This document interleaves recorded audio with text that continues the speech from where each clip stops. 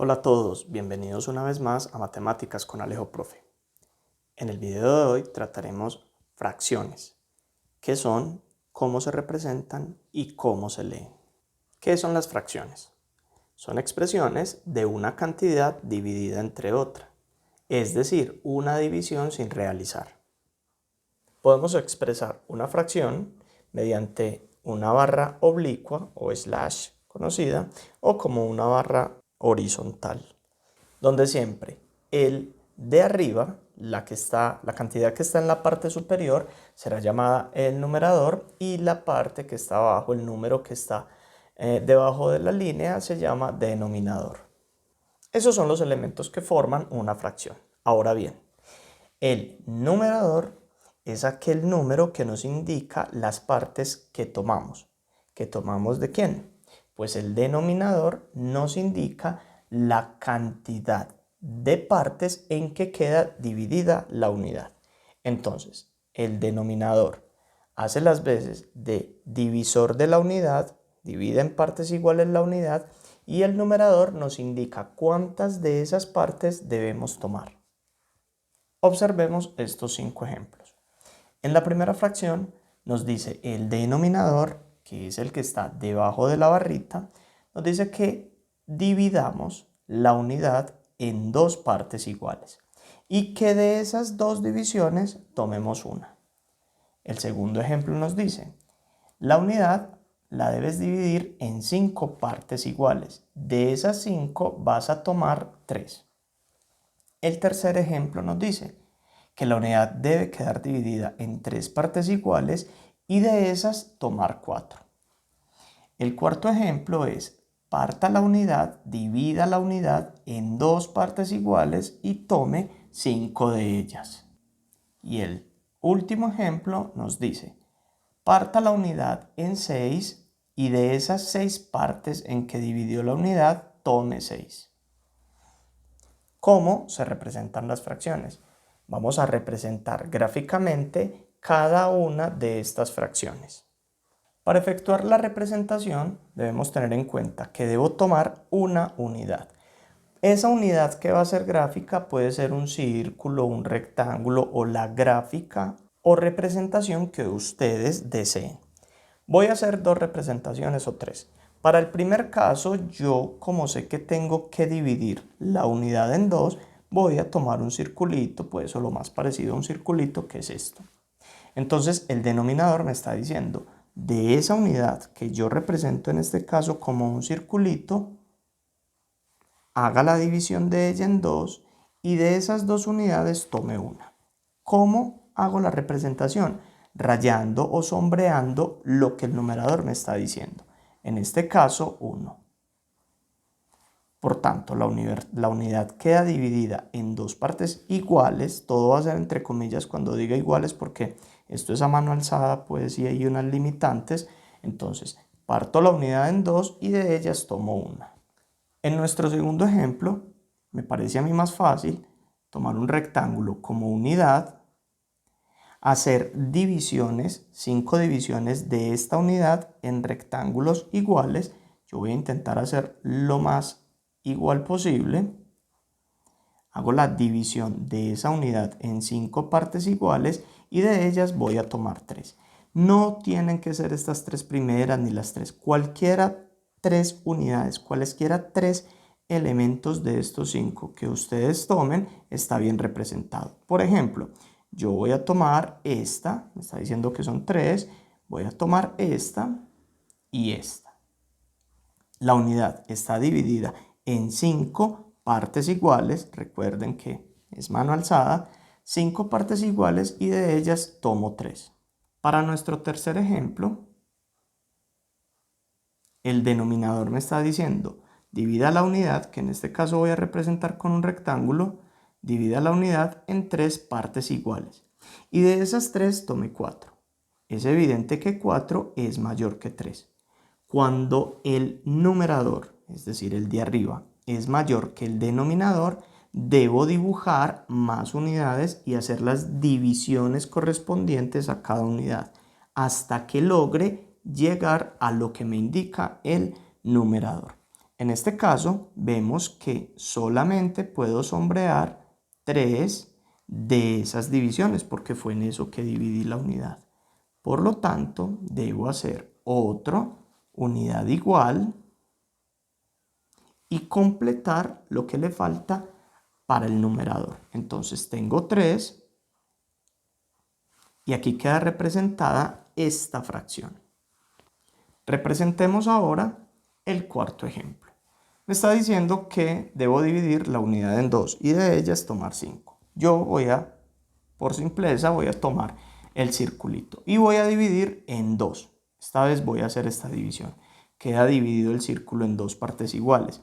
Pero aquí vemos que el numerador me está indicando un número mayor que 2. Por lo tanto, voy a sombrear estas 2 partes. Todavía me quedan faltando 3. De 2 a 5 hay 3 unidades de más. Entonces, ya pues hice la división del círculo en 2 partes. Hagamos otro círculo y vamos entonces a alcanzar ese 5.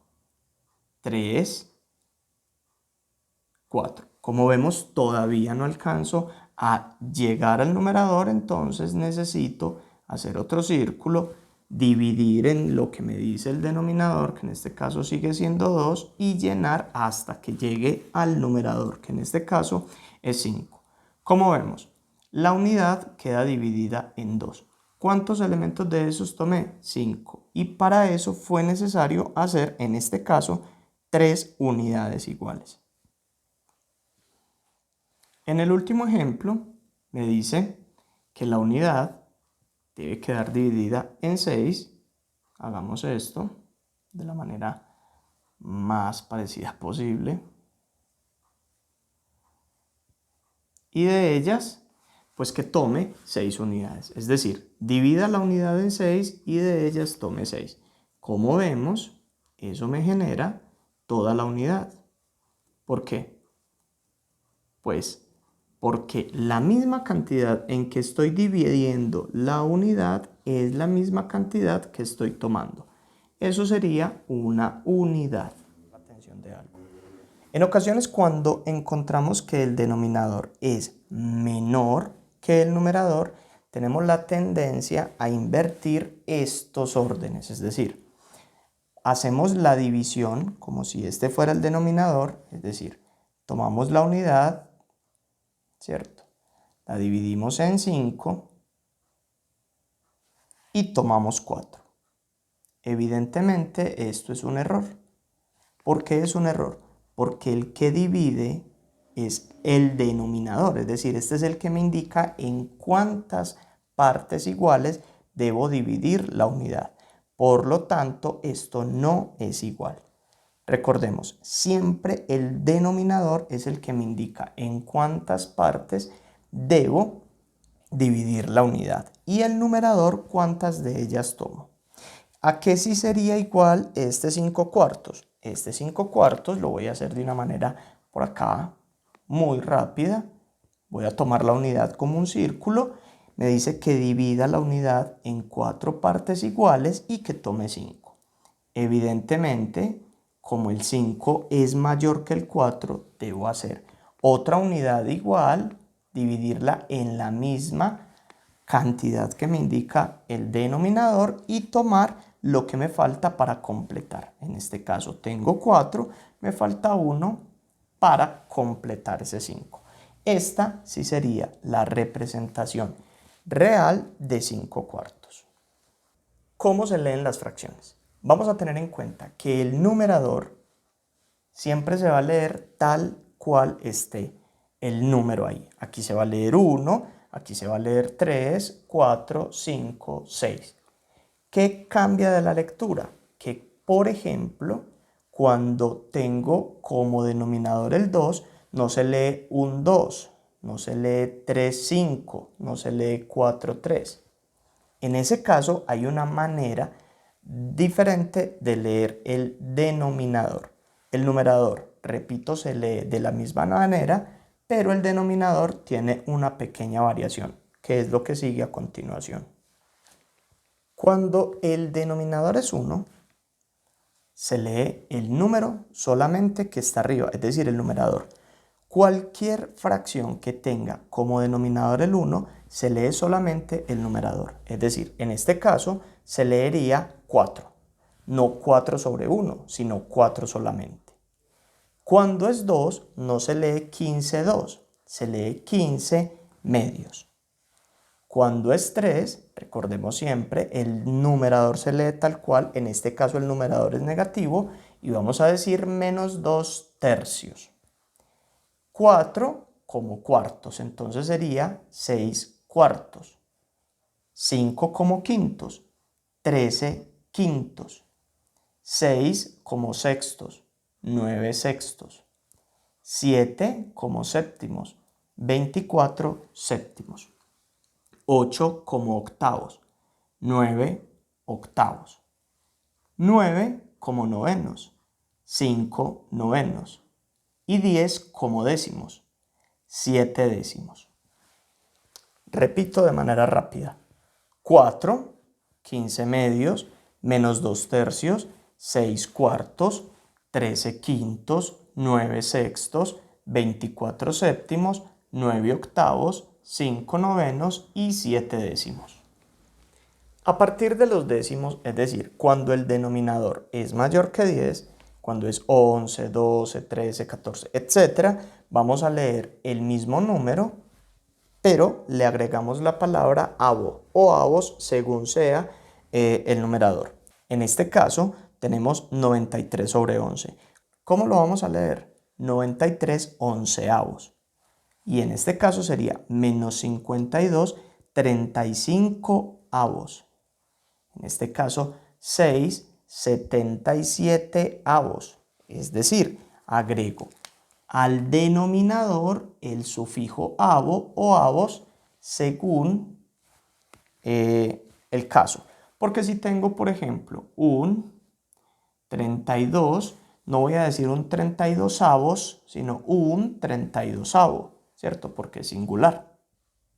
Y ya cuando el denominador sea una potencia de 10, es decir, diferente a 10, vamos a decir el número pero con el sufijo décimas. En este caso, por ejemplo, 3 centésimas, no cientésimas, sino centésimas. Ahí hay una pequeña variación que hay que tener en cuenta. Cuando el denominador sea 1000, entonces decimos 72 milésimas.